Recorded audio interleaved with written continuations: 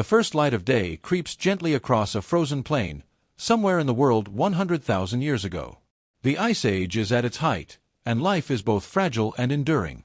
In the mouth of a wide, shadowy cave, a family of early humans begins to stir. They are not so different from us. 2 eyes, 2 hands, hearts that beat in rhythm with the earth, but their world is harsher, colder, and far less forgiving. Inside the cave, the air is heavy with the faint smell of smoke.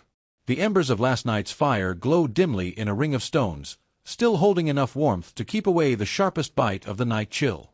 A man awakens first. His hair is thick, tangled with dried grass where he rested, and his body is wrapped in a rough covering of animal hide, stiff with age but warm against his skin. He stirs slowly, careful not to wake the others, and listens. The world outside is quiet, but never silent. The distant call of a bird echoes down the valley. Somewhere far away, a wolf lets out a low, mournful howl. The man knows what that means. Predators are always near. He crouches by the fire, feeds it a few scraps of dry moss, and blows gently until flames flicker to life again. Orange light dances across the stone walls of the cave, revealing faint marks, scratches, perhaps the beginnings of a picture carved long ago.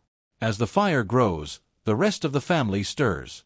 A woman rises, wrapping a fur around her shoulders, her breath misting in the cold air. 2 children, their hair wild and faces smudged with soot, curl closer to the warmth, reluctant to greet the day. Another figure, an elder with lines etched deep into his face, shifts slowly, bone stiff from the damp stone floor. He coughs once, a sound of age and fragility, yet his eyes remain sharp, watchful. This is life for the average caveman, not a single person, but a small, close-knit band. Each day begins the same way, with survival at the forefront of every thought. Hunger gnaws before the sun has fully risen, reminding them that food must be found, and that nothing is ever guaranteed. Outside the cave, the landscape stretches vast and unforgiving. Snow covers the ground in patches, melting where the weak sun touches it. Beyond the white, there are stretches of dry grass, brittle and golden, swaying in the wind. The trees at the edge of the plain are leafless, their branches sharp against the pale sky. It is a world of cold beauty, where survival depends not on strength alone, but on cooperation, memory, and instinct. The men prepare to scout. Their tools are simple, yet powerful, long wooden spears tipped with stone, sharpened carefully by flint and patience. They carry stone knives in leather pouches at their sides, used for skinning, cutting, carving. Before they leave, they touch the shoulders of their family members, a gesture of reassurance, of quiet connection. In this world, every farewell carries the weight of uncertainty, for the hunt is never without danger. The women, too, have their role. While the men search for larger prey, the women and children will gather what they can: roots hidden beneath frozen soil, nuts fallen from bare trees, berries that cling stubbornly to thorny bushes. The children watch and learn, their small hands imitating the movements of their mothers, each lesson passed down wordlessly, through repetition and patient guidance. The elder, too frail to hunt, tends to the fire. He knows that without it, the family is vulnerable. Fire is warmth, protection, and life itself. It keeps away the beasts of the night and cooks the meat that would otherwise rot or sicken. He feeds it with careful attention, placing dried branches in just the right way, coaxing the flames as though they are a living creature. In his mind, the fire is alive. It must be respected, nurtured, even feared.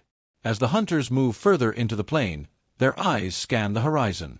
They look for signs: the broken track of hooves in the snow, the scatter of droppings, the faint shift of movement among the grasses. Sometimes they find nothing, and the day passes in hunger. Other times, fortune smiles: a herd of reindeer, or perhaps a lone, weary mammoth separated from its kin. Yet even then, success is not guaranteed. Spears must strike true. Coordination must be perfect. A single mistake can mean injury, or worse. Back at the cave, the others remain alert. Danger does not wait for men to return. Saber-toothed cats still roam these lands, their fangs long and gleaming, their bodies low and silent in the grass. Wolves may gather, watching, waiting for weakness. The family knows to stay close, to keep the fire burning, to listen for the faintest crack of a twig outside. As the day unfolds, so does the rhythm of their existence. It is not the story of great battles or heroic feats, but of steady endurance, of waking each morning with the same fragile hope: to see another night, to keep the children safe, to gather enough food to silence the hunger in their bellies. And when the sun finally sinks beyond the horizon, painting the sky with streaks of red and gold, they return, whether triumphant or weary, whether carrying meat or empty-handed, they return. Together, they will eat, they will share, and they will rest in the glow of the firelight, knowing that tomorrow the same cycle begins again. For the average caveman, life was never easy. Yet in the simple patterns of waking, hunting, gathering, and returning, there was purpose. There was family. And there was, in its own way, peace. The pale morning light stretches across the frozen plain as the hunters make their way into the wilderness. Their breaths cloud in the cold air, rising like faint smoke against the sky. They walk in silence, feet pressing softly into the snow, every step measured, every movement deliberate. Noise is the enemy of the hunt. The land belongs not to men alone, but to beasts larger, stronger, and more cunning. Each hunter carries a spear, its tip chipped from hard stone, lashed securely with strips of sinew. The shafts are smooth from countless hands, and every mark on them tells a story. They are more than weapons. They are the result of knowledge passed down through generations. No single man made these tools on his own. Each was shaped by the wisdom of the group. How to split the stone, how to harden the wood, how to bind them together so they would not break in the moment of need. They moved toward the tree line where herds often wander. In the snow, a set of tracks catches their eyes. Hooves, large, deep, pressed fresh into the earth.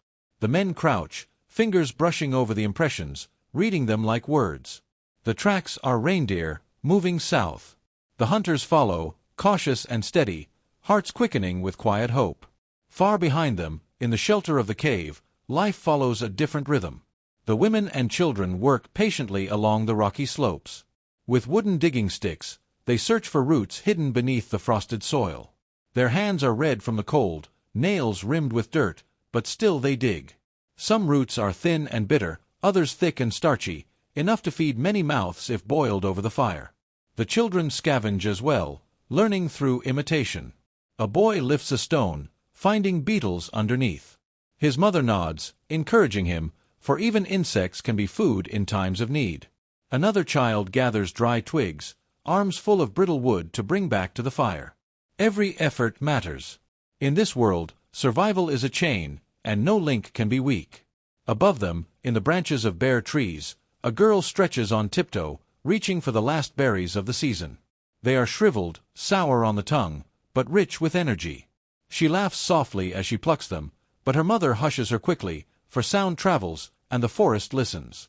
Even the smallest noise can draw the eyes of creatures that watch from the shadows. Meanwhile, the hunters have found what they seek. Through the branches, they see them, a herd of reindeer, moving slowly across the snow. Steam rises from their bodies, breath puffing into the cold. The hunters crouch low, their hearts pounding.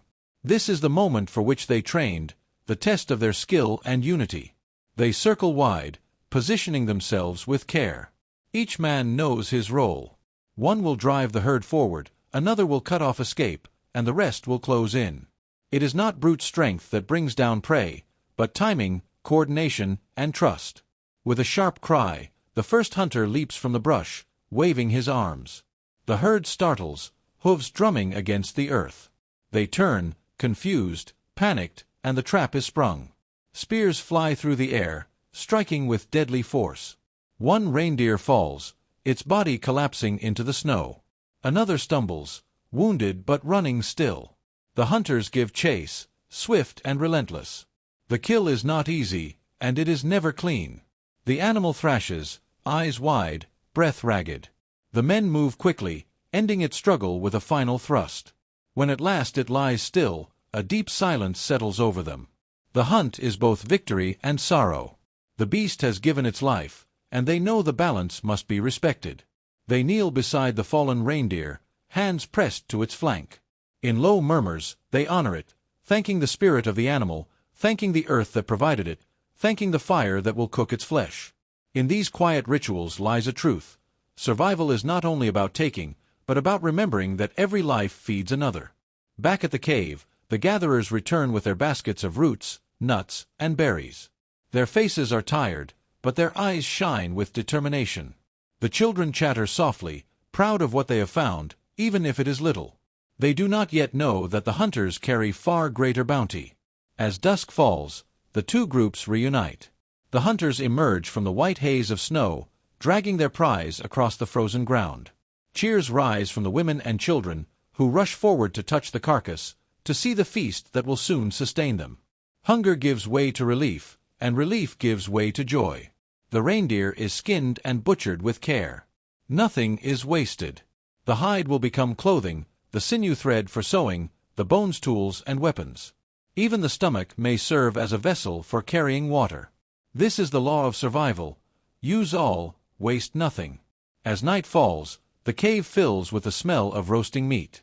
Flames crackle, shadows dance along the stone walls, and the family gathers close, their bellies filling, their spirits lifted. For one night, at least, there is abundance. They laugh softly, children chewing with wide smiles, grease shining on their faces. This is the rhythm of life for the average caveman, the endless search for food, the balance of risk and reward, the quiet gratitude for every meal. It is a life of hardship, yes, but also of unity. For in every root pulled from the earth, every berry plucked from a thorn, every spear thrown in the snow, there is a reminder: they survive not alone, but together. Night settles slowly across the Ice Age plain. The air grows colder with each passing moment, the breath of winter thick and sharp, pressing against the stone walls of the cave. Outside, darkness spreads like a heavy blanket. The cries of birds fade into silence, replaced by the distant howls of wolves and the low, rumbling growl of something larger, perhaps a lion, perhaps a bear. But inside the cave, there is light. Inside, there is fire. The flames crackle softly, throwing orange and gold across the rough stone. Shadows leap and sway, transforming walls into moving shapes, as though the cave itself has come alive. The people sit close to the warmth, their faces glowing, their bodies relaxed after the long day of hunting and gathering. For the first time since sunrise, they can rest. Fire is more than warmth. It is safety, a circle of protection that keeps the night at bay. Animals fear it, and so long as the flames burn, the family can breathe in peace. It is also food. Strips of meat roast on sharpened sticks, fat dripping and sizzling as it falls into the embers.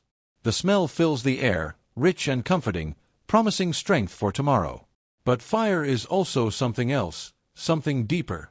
Around it, life takes on a rhythm beyond survival. Around it, the people share not just food, but memory, story, and imagination. The children sit wide-eyed, their bellies full, their curiosity restless. They look to the elder, who sits near the flames, his skin wrinkled like the bark of an old tree, his eyes reflecting the light. Slowly, he begins to speak, not in the full, complex words we know today, but in a language of gestures, sounds, and fragments of speech. His hands move as much as his voice, painting pictures in the air. He tells of the hunt long ago, when men faced a great beast with tusks like trees. He tells of storms that shook the sky, when lightning struck the earth and set the world ablaze. His voice rises and falls, and the firelight seems to follow, flaring when the tale grows fierce, softening when the story quiets. The children gasp, laugh, and sometimes shiver, caught between fear and wonder. For the caveman, storytelling is more than entertainment. It is teaching. Through story, the children learn about the animals they must one day hunt, the dangers they must avoid, the patterns of the land and sky. They learn about bravery, caution, and respect. Memory becomes lesson, and lesson becomes tradition. Without fire, the stories would be lost to darkness. But within its glow, they live. Sometimes, the stories are not spoken at all. On the far side of the cave, a man kneels with a small stone in hand. He dips it into a lump of ochre, crushed into powder and mixed with water. With slow, deliberate strokes, he presses color against the rock. A shape begins to form, a curve, a line, the outline of an animal. A bison, massive and strong. A deer, slender and swift. The walls of the cave hold these shapes, a gallery of memory and imagination.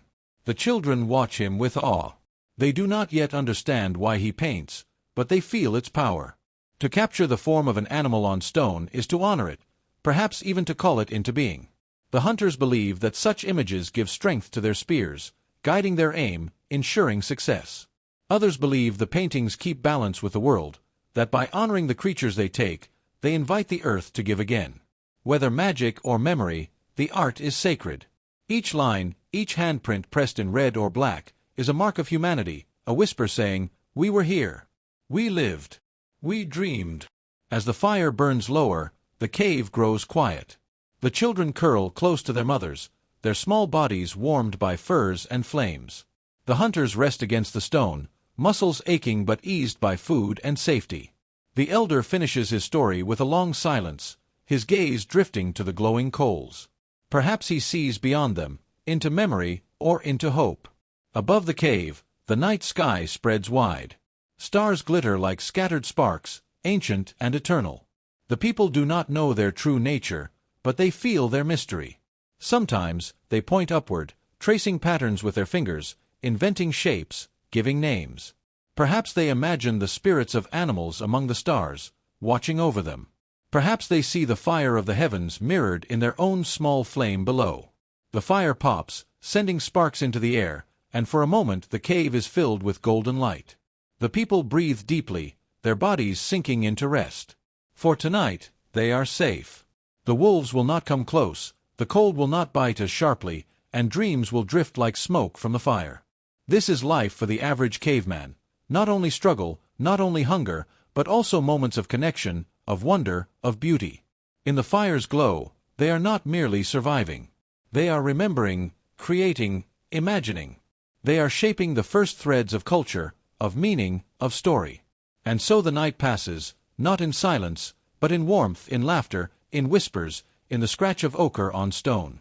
The fire dwindles, the people sleep, and yet the flame continues, not only in the cave, but in the memory of every story told, every painting made, every spark of imagination that has ever lit the human heart.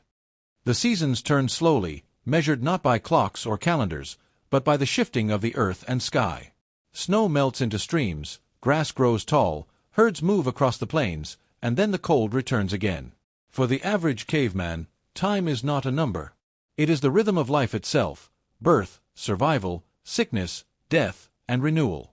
In the quiet of the morning, the family stirs as always. Yet among them, the elder rises more slowly now, his body frail, his breaths shallow. His cough lingers longer each day, rattling deep in his chest. The others watch with concern, though they say nothing. In their hearts, they know his time may be near. Illness is not rare in this world. The cold seeps into bones, wounds fester, and hunger weakens the body. But the family does what it can. The women gather herbs they have learned to recognize, bitter roots that ease pain, leaves that soothe fever. They chew them, grind them, place them gently in the elder's mouth. The children bring him water in a hollowed gourd. The hunters keep the fire strong, so warmth surrounds him. Care is simple, but it is care nonetheless. For though survival demands strength, compassion is never absent. They know the elder's wisdom is as valuable as any spear. He carries in his mind the memory of many hunts, the patterns of animals, the places where food grows, the ways of the fire and the stars. Even as his body weakens, his knowledge is a gift, one that cannot be wasted. And so they listen, they learn, they repeat his stories until they become their own. In this way, the elder lives on, even before death comes. When death does arrive, it comes quietly. The fire burns, the family sits close, and the elder's breathing slows until it stops. There is no scream, no struggle, only silence. For a long time, they sit unmoving, the weight of loss heavy upon them. Though death is common, each passing is felt deeply. In their small world, every life matters. They do not leave the body to the beasts. Instead, they prepare. The men and women wrap him in furs, the softest they have, so he may rest with dignity. They carry him carefully to a place they know well, a hollow in the earth where others lie. The children follow, silent and wide-eyed, learning through the solemn ritual. At the burial, they place objects with him, a stone tool, a carved bone, a necklace of teeth from animals long hunted. These gifts are more than tokens. They are a way of saying he is still part of them, even in death. Perhaps they believe he will need them in another world. Perhaps it is simply love. Either way, it is ritual, and ritual gives meaning. The earth closes over him, and the family stands in quiet. They do not speak much, for words are few, but the silence is filled with feeling. The fire still burns at the cave, the children still grow, the hunt still calls. Life goes on, but never untouched. Each death leaves a mark, just as each birth brings hope. And so it is with the newborns, small and fragile, swaddled in fur against the cold. Their cries pierce the night, loud and demanding, but to the family, the sound is a promise. Life continues. The women cradle them, nurse them, soothe them. The older children watch, imitating, preparing for the day when they too will care for little ones. In this cycle, birth, growth, age, death, the legacy of the caveman unfolds. They do not write books or carve monuments. Their history is in memory, in story, in stone tools passed from hand to hand, in fire kept alive night after night. It is in the red handprints on cave walls, pressed firmly against stone as if to say, "We were here. We lived. Remember us." Beyond the cave, the stars shine with the same brilliance they always have. The people do not know their science, but they know their wonder.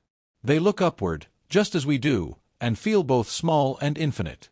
They see the spirits of the departed in the glowing lights. They see the path of animals across the sky. They see mystery, and in mystery, they find comfort. The children grow, the hunters age, the cycle repeats. Life is not easy, never easy, but it is full. Full of hunger, yes, but also of warmth. Full of danger, but also of laughter. Full of loss, but also of love. For the average caveman, life is not only survival. It is connection, to family, to fire, to earth and sky. It is the knowledge that every day lived is both fragile and precious. And though their voices have long since faded, their legacy remains, etched into stone, buried in the ground, written in the very blood that flows in us still. The fire flickers low. The cave grows dark. The people sleep, huddled close, breathing softly in rhythm with one another. Outside, the wind whispers across the plain, carrying with it the endless story of life.